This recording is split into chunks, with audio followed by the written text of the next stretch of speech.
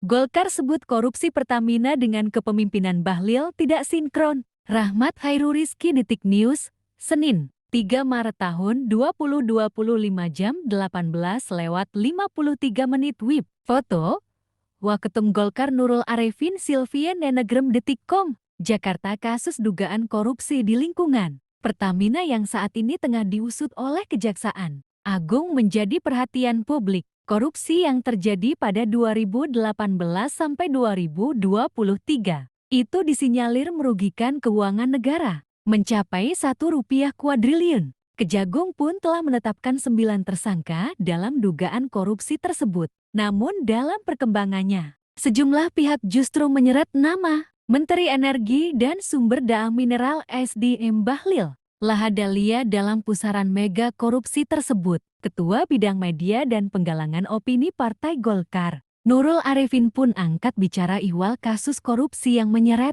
nama ketumnya tersebut.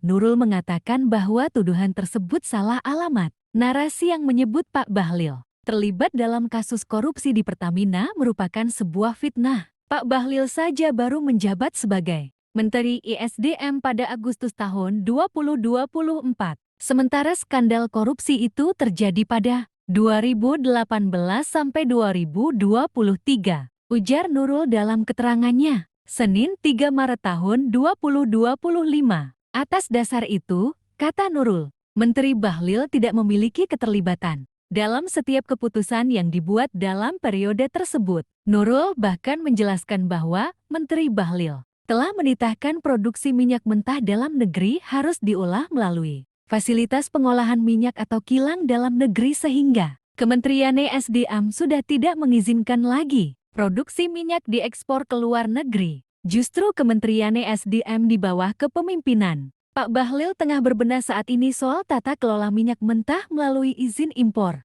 BBM yang bakal dipersingkat menjadi 6 bulan dari yang sebelumnya 1 tahun. Tujuannya agar evaluasi bisa mudah dilakukan setiap 3 bulan. Ungkapnya, selain itu, Nurul pun berharap agar publik lebih cerdas dan kritis dalam menilai kasus ini, sehingga tidak ada salah persepsi dalam mengawal kasus korupsi yang merugikan rakyat tersebut.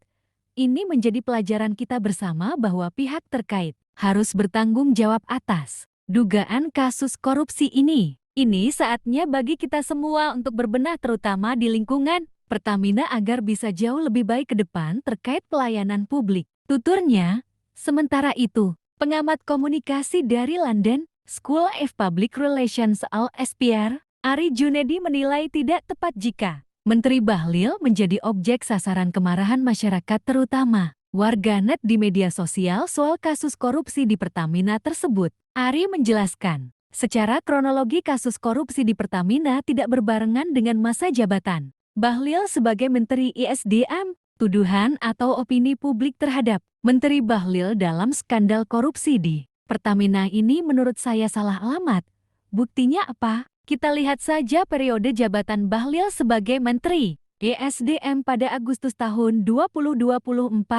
Sementara korupsi terjadi pada, kata Ari yang juga Direktur Lembaga Kajian Politik Nusakom Pratama.